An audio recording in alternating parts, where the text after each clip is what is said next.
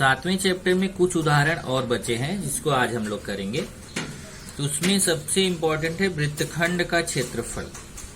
तो वृत्तखंड आपको बताया गया था कि अगर एक वृत्त है उसमें एक जीवा खींच दीजिए तो जीवा वृत्त के दो भाग करती है। ये देखिए, एक नीचे वाला भाग जो डार्क किया गया है और एक ऊपर वाला भाग जो बच रहा है। तो ये जो दोनों भाग हैं इनको वृत्तखंड बोला जाता है। ऊपर वाला भी वृत्तखंड है, नीचे वाला भी वृत्तखंड है। बस फर्क ये है कि जो ऊपर वाला भाग रहता है उसको दीर्घ वृत्तखंड बोलते हैं, जो बड़ा वाला भाग रहता है उसको दीर्घ वृत्तखंड बोलते हैं, और जो छोटा वाला भाग रहता है उसको लघु वृत्तखंड। ये देखिए, दीर्घ वृत्तखंड और ये लघु वृत्तखंड। तो जो अगर आप लघु वृत्तखंड का क्षेत्रफल निकाल लो तो फिर पूरे वृत्त के क्षेत्रफल, वृत्त का क्षेत्रफल निकाल लीजिए और लघु वृत्तखंड का क्षेत्रफल निकाल लीजिए। तो वृत्त के क्षेत्रफल में से लघु वृत्तखंड के क्षेत्रफल को माइनस कर दीजिए तो आपको ये दीर्घ वृत्तखंड का क्षेत्रफल मिलेगा। तो क्या क्या करना है, वृत्त का क्षेत्रफल निकालिए, लघु वृत्तखंड का क्षेत्रफल निकालिए, वृत्त के क्षेत्रफल में से लघु वृत्तखंड के क्षेत्रफल को माइनस कर दीजिए तो ये दीर्घ वृत्तखंड का क्षेत्रफल आपको मिलता है। इसी आधार पर यहाँ पे देखेंगे तो आपको ये फॉर्मूला भी बना हुआ मिलेगा। इधर देखिए, जैसे एक फॉर्मूला ये है, मैंने वैसे आपको लिखाया पहले कि अगर वृत्तखंड का क्षेत्रफल निकालना है तो द्वैत्रिज्य के क्षेत्रफल में से त्रिभुज के क्षेत्रफल को माइनस कर दीजिए। तो एक आपको ये फॉर्मूला मैंने लिखाया था कि अगर आपको वृत्तखंड का क्षेत्रफल, जैसे देखिए वृत्तखंड का क्षेत्रफल निकालना है तो यहां से इसको मैं ये मिला दूं, ये पूरा एक द्वैत्रिज्य बन जाता है। ये पूरा ओ पी एक्स क्यू ये क्या है, द्वैत्रिज्य है। आप इसके पहले द्वैत्रिज्य पढ़ चुके हैं। तो अगर ये द्वैत्रिज्य का क्षेत्रफल निकाल लूं और उसमें ये त्रिभुज का क्षेत्रफल माइनस कर दूं तो भी ये लघु वृत्तखंड का क्षेत्रफल मिल जाएगा।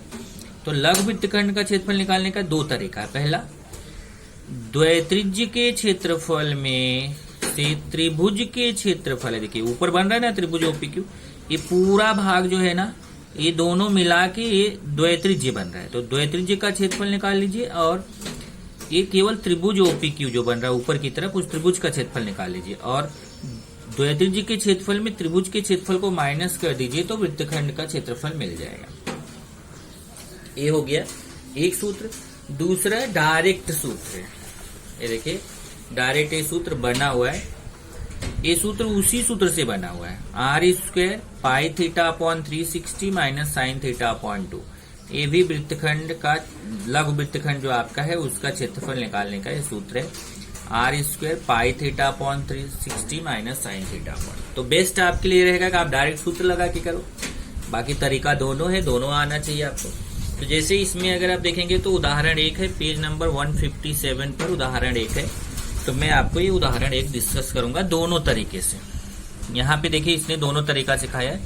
पहले लिखा है विधि 1 और बाद में अगले पेज पे आपको विधि 2 मिलेगा। तो चलिए पहले प्रश्न देखते हैं। प्रश्न क्या है, आकृति में, ये आकृति बनी हुई है, एक कोण ए ओ बी 30 अंश है। ये कोण कितना दिया है, 30 अंश। ओ ए 12 सेमी। ओ ए क्या है, वृत्त की त्रिज्या है, वृत्त की त्रिज्या ओ ए दी है 12 सेमी। तो लघु वृत्तखंड का क्षेत्रफल ज्ञात कीजिए। ये जो यहाँ पे देखिए डार्क दिख रहा है ना, पतला सा ये जीवा खींचा है, ये जीवा के नीचे का ये भाग ये लघु वृत्तखंड है, इसका क्षेत्रफल हमें निकालना है। तो इसका क्षेत्रफल निकालने के लिए एक पहला है विधि 1 जो थोड़ा आपको कठिन लगेगी और दूसरा है विधि 2 जो आपको सरल लगेगी। तो पहले विधि 1 लेते हैं जो थोड़ा कठिन है। इसमें देखिए त्रिज्या है आर का मान 12 और एक केंद्रीय कोण थीटा दिया है 30 अंश, पाई का मान 3.14 दिया हुआ है प्रश्न में। तो हम क्या करेंगे, अभी आपको बताया ना कि ये एक द्वैत्रिज्य बन रहा है, ओ ए एक्स बी एक द्वैत्रिज्य बन रहा है। तो आप क्या करो, ये पहले द्वैत्रिज्य का क्षेत्रफल निकालो, फिर ऊपर वाले जो ओ ए बी त्रिभुज बन रहा है उसका क्षेत्रफल निकालो। तो द्वैत्रिज्य के क्षेत्रफल में त्रिभुज के क्षेत्रफल को माइनस करोगे तो ये वृत्तखंड का क्षेत्रफल मिलेगा। यही नियम पहले में लगा रहे हैं। तो देखिए पहले द्वैत्रिज्य का क्षेत्रफल क्या होता है, द्वैत्रिज्य के क्षेत्रफल का सूत्र आपको याद है, थीटा बटे 360 गुणे पाई आर स्क्वायर। ये सूत्र है द्वैत्रिज्य के क्षेत्रफल का।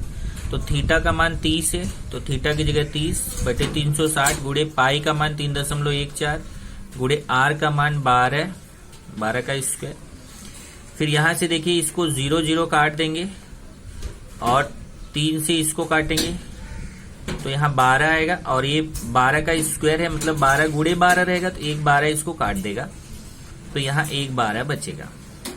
तो इधर 3.14 बचेगा, इधर 1/12। तो काटना आपको आता है, तो ए आपका 3.14 में 12 का गुणा करेंगे तो 37.68 वर्ग सेमी। वर्ग सेमी क्यों? क्योंकि क्षेत्रफल की इकाई क्या होती है? वर्ग सेमी होती है, या फिर आप सेमी स्क्वायर लगा सकते हैं। उसके बाद तब ये त्रिभुज का क्षेत्रफल निकालते हैं। तो त्रिभुज के क्षेत्रफल का सूत्र होता है 1/2 आर स्क्वायर साइन थीटा। याद कर लो, ये त्रिभुज का क्षेत्रफल का सूत्र होता है। त्रिभुज के क्षेत्रफल के और भी सूत्र आपको मालूम है, 1/2 आधार गुणे ऊंचाई से भी आप कर सकते हैं, पर वो प्रोसेस थोड़ा सा कठिन होगा। ये इजी है, 1/2 आर स्क्वायर साइन थीटा। ये सूत्र याद करिए इस त्रिभुज के क्षेत्रफल का।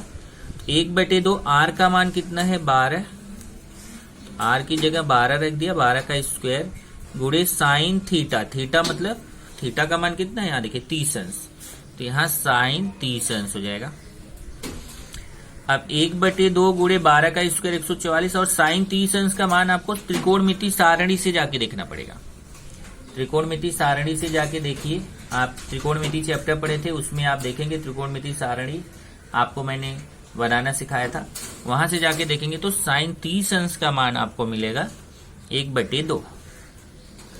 अब एक बार इसको 2 से काटो, यहाँ 72 आएगा, फिर 2 से काटो तो 36 आएगा। 36 वर्ग सेमी आ गया। यहाँ देखिए लिखा है कि साइन 30 अंश का मान त्रिकोणमिति सारणी से कितना होता है? 1/2, इसलिए साइन 30 अंश का मान 1/2 रख दिया। अब देखिए द्वैत्रिज्य का क्षेत्रफल आया 37.68 और त्रिभुज का क्षेत्रफल 36 आया। अब इसमें से इसको माइनस कर देंगे तो हमें ये वृत्तखंड का क्षेत्रफल मिल जाएगा। इधर देखिए वृत्तखंड AXB का क्षेत्रफल, द्वैत्रिज्य का क्षेत्रफल माइनस त्रिभुज का क्षेत्रफल। ए त्रिभुज OAB का मतलब क्या हुआ? ए मतलब एरिया, एरिया मतलब क्षेत्रफल।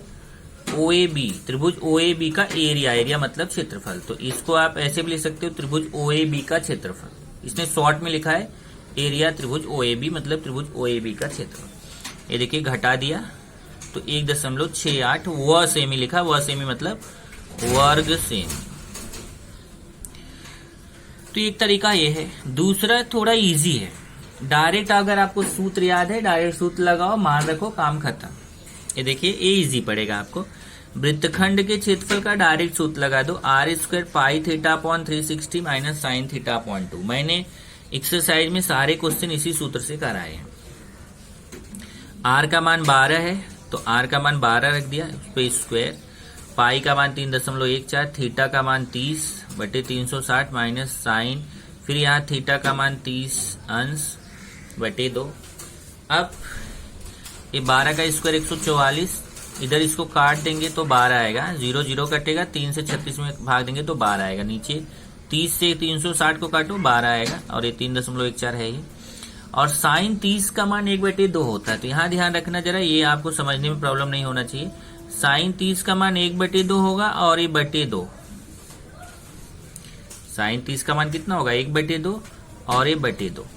अब इसको आप ऐसे लिख सकते हो 1/2, और ये 2 जो है ना इसके बटे में 1 छिपा हुआ। तो जब आप इसको ये 2/1 को गुणे में ले जाओगे तो उल्टा हो जाएगा, 1/2 हो जाएगा। 1 के 1/2 दूना 4, तो 1/4 आएगा। देखिए वही इसने यहाँ डायरेक्ट कर दिया है कि ये जो क्या होता है कि ये 2 इसके साथ आ जाते हैं। जब आप प्रैक्टिस करते हो मैथ का तो आपको तुरंत पता चलेगा। देखो इतना स्टेप आपको नहीं करना पड़ेगा, ये पता चल जाएगा 2 और 2 साथ में आ जाता है। लेकिन प्रैक्टिस करोगे तभी, नहीं तो गलत हो जाएगा, नहीं तो कुछ लोग इसको काट देंगे। तो 1/4 हो जाएगा। अब यहाँ पे देखिए 2 दूना 4, 1/4। अब इसने क्या किया है यहाँ पे, यहाँ थोड़ा इनका कैलकुलेशन कठिन है, आप इसको इजी कर सकते हो। इन्होंने पता है क्या किया, यहाँ से नीचे से 4 कॉमन ले लिया है। ये देखिए यहाँ 2 दूना 4 आएगा ना, तो 4 यहाँ पे भी, 12 में भी 4 कॉमन होगा, तो नीचे से इन्होंने 4 कॉमन ले लिया। 4 कॉमन लेंगे तो 4 का भाग यहाँ देंगे तो 3 आएगा, 4 का भाग यहाँ देंगे तो 1 आएगा। तो इससे बढ़िया है कि आप अपना तरीका अप्लाई कर लो, वो बेस्ट रहेगा। अपना तरीका क्या है वो मैं आपको बता रहा हूँ। 144 ऐसे ही रहने दो, इसको आप काट दो। ये अगर आप देखेंगे तो ये 2 से कट जाएगा, 2 से इसको काटिए, 2 से इसको काटिए, इसको 2 से काटेंगे तो 1.57 आएगा, और इसको 2 से काटेंगे 12 को तो 6 आएगा। इसको 2 से काटा 1.57, इसको 2 से काटा तो 6 आएगा। या एक दूसरा तरीका है, और सिंपल तरीका मैं आपको बताता हूँ। बहुत सारे तरीके हैं कैलकुलेशन के, आप कोई भी तरीका यहाँ पे अप्लाई कर सकते हो। थोड़ा एक सिंपल तरीका और मेरे माइंड में आ रहा है, मैं वो आपको बताता हूँ। मतलब आप काटो भी नहीं, 144 ऐसे रहने दो, ये 3.14 ऐसे रहने दो, 12 भी ऐसे रहने दीजिए, ये 1/4। आप क्या करो, हर को समान कर लो। जैसे देखिए ये 3.14/12 ऐसे ही रहने दो, और इधर हर को समान करो। ये 12 है ना, तो इसको 12 बनाओ। 12 बनाने के लिए 3 का गुणा करो नीचे, तो ऊपर भी 3 का गुणा हो जाएगा, क्योंकि हर को समान करना है। 144, अब ये 3.14/12 माइनस 3 1 के 3/12। अब देखिए हर समान हो गया कि नहीं, हर समान हो गया तो 144। अब इधर देखिए हर समान है तो हर को एक ही बार लिखेंगे, और 3.14 में 3 घटा देंगे, हर को एक ही बार लिखा और ये ऊपर का लिख दिया। अब ये आएगा 144, 3.14 में 3 घटाएंगे तो 0.14 आएगा बटे 12। तो इसको आप ऐसे लिख सकते हैं, 12 से इसको काट दो तो आएगा 12 गुणे 0.14। अब 12 में 0.14 का गुणा करो, 12 चौक 48, 12 के 12 4 16, 1.68 आएगा। तो देखिए यहाँ पे 1.68 आया। तो कैलकुलेशन का आपका अपना तरीका हो सकता है। मैंने थोड़ा दूसरा तरीका अप्लाई किया, इसने यहाँ कॉमन का तरीका लगाया, जो आपके लिए थोड़ा कठिन हो सकता है पर तेज बच्चों के लिए इजी रहेगा। उसके बाद फिर ये तो हो गया आपका पहला उदाहरण, जिसको आपने 2 तरीके से किया, विधि फर्स्ट और विधि सेकंड, ऐसा 2 तरीके से। आइए अगला उदाहरण देखिए, उदाहरण 2। पी केंद्र वाले किसी वृत्त की त्रिज्या 10 सेमी है, जीवा AB द्वारा वृत्त केंद्र पर समकोण बनाया गया हो, तो लघु वृत्तखंड तथा दीर्घ वृत्तखंड का क्षेत्रफल ज्ञात कीजिए। अब यहाँ दोनों क्षेत्रफल आपको निकालना है। पहले क्या दिया है देखते हैं। 10 सेमी त्रिज्या दिया है, तो त्रिज्या R बराबर 10 सेमी, और केंद्र पर समकोण बनाता है। समकोण मतलब यहाँ 90 अंश दिया है केंद्रीय कोण। त्रिज्या 10 सेमी दिया है और केंद्रीय कोण 90 अंश दिया है, तो थीटा का मान 90 अंश है और पाई का मान 3.14 दिया है। अब हमें करना क्या है, इसमें लघु वृत्तखंड और दीर्घ वृत्तखंड का क्षेत्रफल निकालना है। तो अब जैसे लघु वृत्तखंड का क्षेत्रफल निकालने के लिए इन्होंने यहाँ पहली विधि का प्रयोग किया है। लघु वृत्तखंड का क्षेत्रफल निकालने के लिए पहली विधि का प्रयोग किया है कि द्वैत्रिज्य का क्षेत्रफल निकालना है। ये देखिए द्वैत्रिज्य का क्षेत्रफल निकालना है, त्रिभुज का क्षेत्रफल निकालना है और दोनों को माइनस किया है। तो द्वैत्रिज्य के क्षेत्रफल का सूत्र क्या होता है, थीटा बटे 360 गुणे पाई आर स्क्वायर। थीटा का मान 90 बटे 360 गुणे पाई का मान 3.14 गुणे आर का मान 10, 10 का स्क्वायर लगाओ स्क्वायर।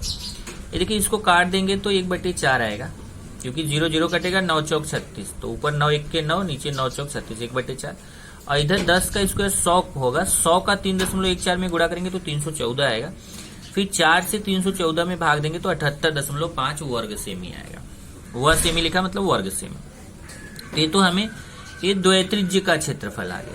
अब त्रिभुज का क्षेत्रफल निकालने के लिए एक सूत्र हमारा था 1/2 आर स्क्वायर साइन थीटा से निकाल सकते हैं।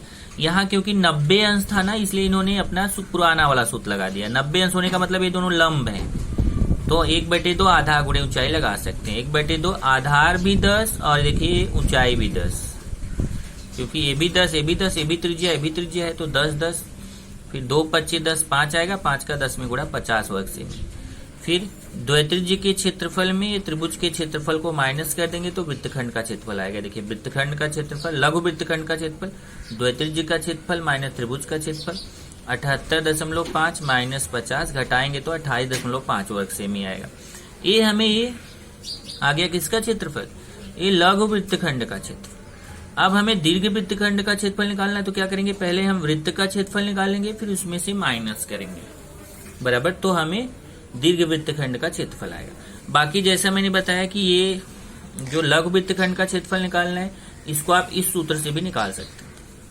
अब ये सूत्र लगाया था ना, इस सूत्र से भी यहाँ पे आप लघु वृत्तखंड का क्षेत्रफल निकाल सकते हैं। अब जब लघु वृत्तखंड का क्षेत्रफल आ गया तो दीर्घ वृत्तखंड का क्षेत्रफल क्या होगा?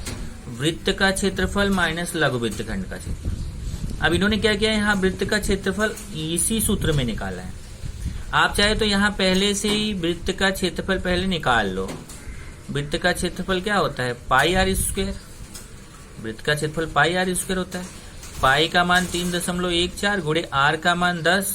ये देखिए, यही जो पाई का मान 3.14, आर का मान 10 का स्क्वायर, यही चीज यहाँ इन्होंने डायरेक्ट लिख दिया। देखिए 3.14 गुणे 10 का स्क्वायर।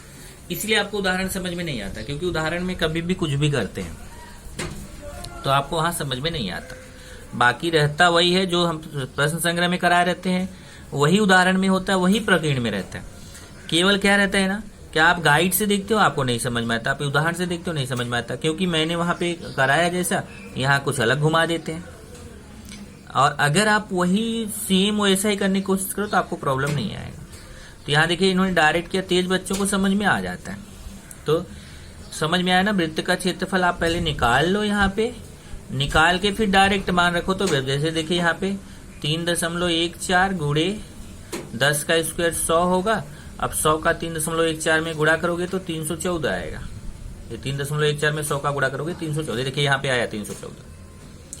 तो फिर क्या होता है, अगर आप ए निकाले रहते हो तो ए लाइन आपको नहीं लिखना पड़ता, डायरेक्ट ए लाइन आ जाता कि वृत्त का क्षेत्रफल 314 माइनस लघु वृत्तखंड का क्षेत्रफल। लघु वृत्तखंड का क्षेत्रफल यहाँ आपने निकाला 28.5। फिर दोनों को माइनस करेंगे, माइनस करना आपको आता है 314.0, क्योंकि 314 में तुरंत बाद दशमलव छिपा हुआ है, उसमें 200, उसमें से 28.5 घटाएंगे, माइनस करेंगे। 10 में से 5 गया 5, इधर 13 में से 8 गया 5, और इधर 10 में से 2 गया 8, और ये 2, क्योंकि एक इसको दिया था ना 285.5 हुआ। इस तरीके से ये दीर्घ वृत्तखंड का क्षेत्रफल हुआ, वृत्त का क्षेत्रफल माइनस लघु वृत्तखंड का क्षेत्रफल। सूत्र आपको याद होना चाहिए, यहाँ पे सूत्र नहीं याद है तो कोई मतलब नहीं है, बाकी तो सूत्र याद करके केवल कैलकुलेशन करना है। एक उदाहरण और है, जरा ध्यान से देखिए। उदाहरण 3, 14 सेमी त्रिज्या वाले किसी वृत्त में सम षटभुज अंतर लिखित किया गया है। षटभुज का मतलब होता है इसमें 6 भुजाएं हो। देखिए 1 2 3 4 5 6।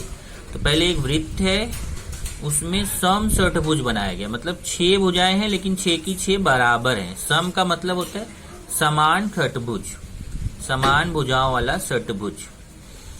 तो अब क्या करेंगे, हमें ये जो बाहर का भाग दिख रहा है ना, ये डार्क, इसी का क्षेत्रफल निकालना, जिसको हम छायांकित भाग बोलते हैं। छायांकित भाग का क्षेत्रफल निकालना। ये देखिए, सम षटभुज के बाह्य तथा वृत्त के अंतः भाग का क्षेत्रफल ज्ञात कीजिए। मतलब इसके बाहर का भी निकालना है और वृत्त के अंदर का भी क्षेत्रफल निकालना है।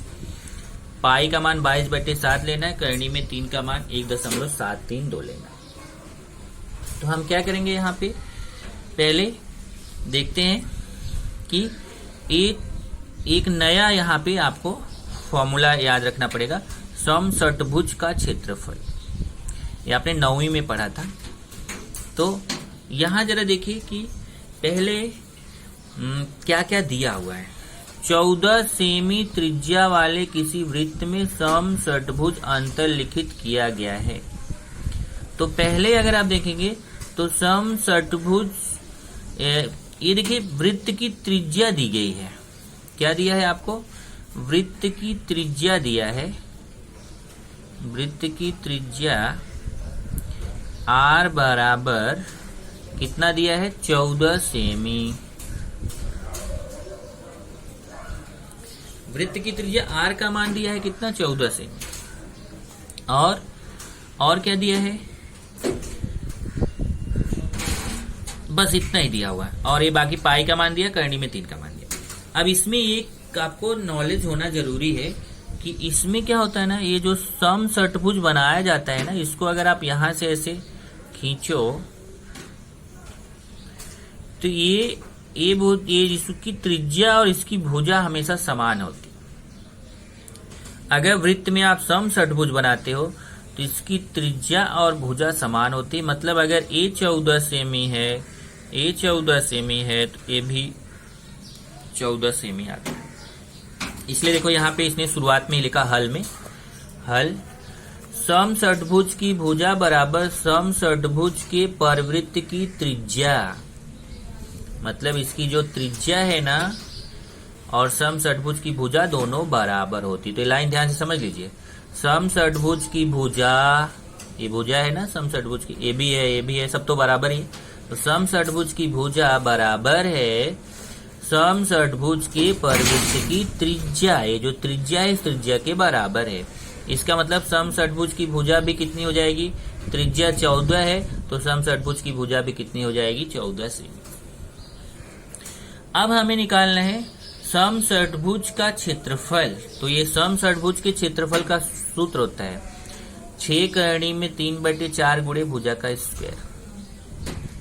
अब ये सूत्र भी अगर आप ध्यान से देखो ना तो ये सूत्र बनाया है इसने। कैसे बनाया पता है? इसको अगर मैं देखिए यहाँ पे आपको समझाता हूँ, मैं सबको मिला देता हूँ। यहाँ से एक बहुत अच्छी चीज आपको सीखने को मिलेगी। वास्तव में ये ध्यान दीजिए जरा, ये देखिए ये 14 सेमी, ये भी 14 सेमी, ये भी 14 सेमी। बहुत अच्छे से समझना, बहुत अच्छी चीज आप सीख रहे हो। ये देखिए ए भी 14 सेमी, ए भी 14 सेमी, ए भी 14 सेमी, एक त्रिभुज बन रहा है। और पता है कैसा त्रिभुज बन रहा है? ये समबाहु त्रिभुज बन रहा है। कैसा त्रिभुज बन रहा है? समबाहु त्रिभुज। और समबाहु त्रिभुज का क्षेत्रफल आपने पढ़ा है, मैंने भी लिखाया है, ध्यान रखना। समबाहु त्रिभुज का क्षेत्रफल का सूत्र होता है करणी में 3/4 गुणे भुजा का स्क्वायर।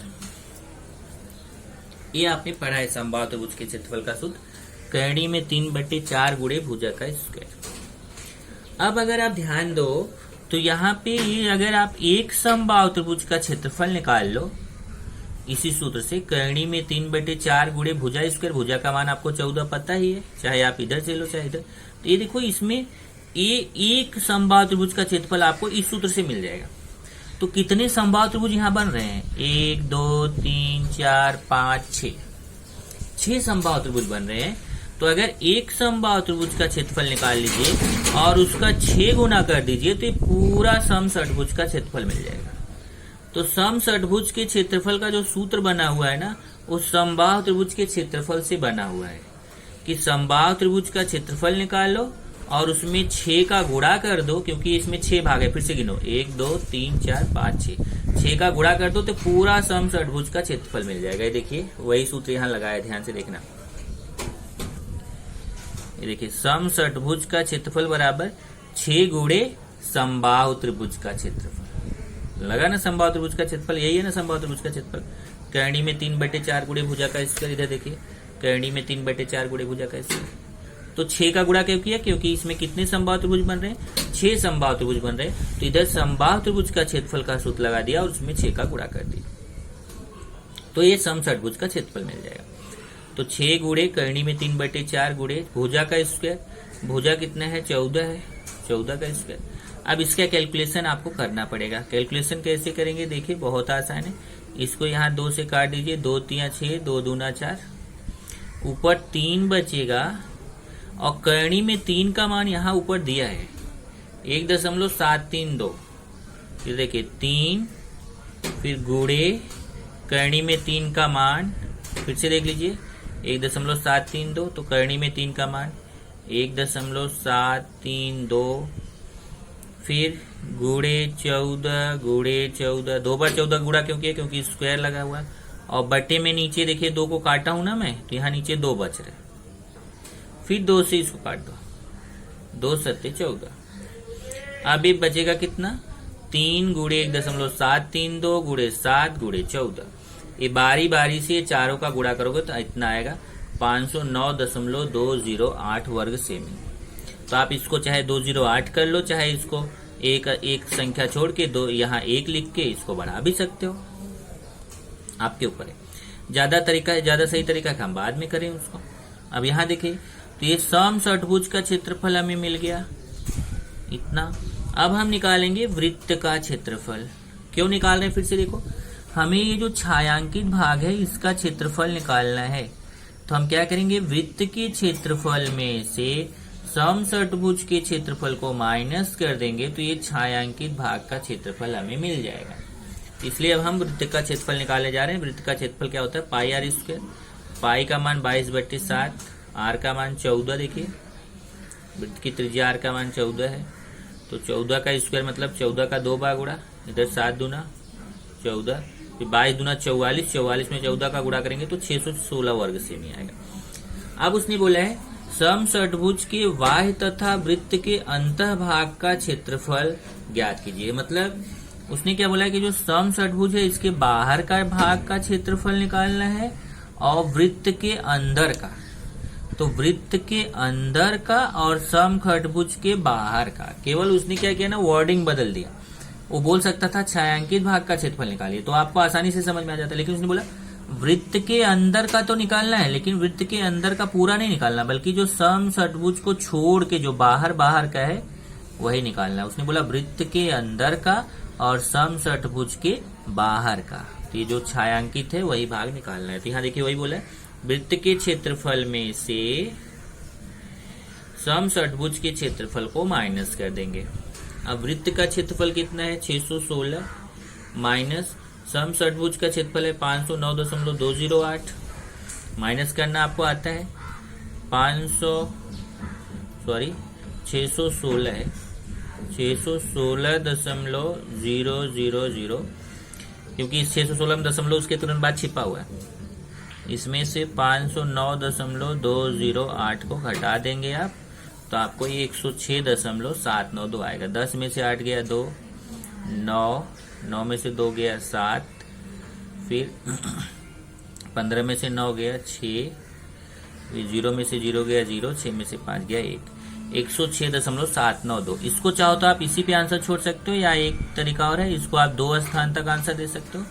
106.79 वर्ग सेमी पे आप कर सकते हो। तो इस तरीके से ये 7वें चैप्टर का भी उदाहरण खत्म हो गया। इसलिए मैंने ये बड़ा वीडियो बना दिया कि ये उदाहरण एक साथ मैंने खत्म कर दिया।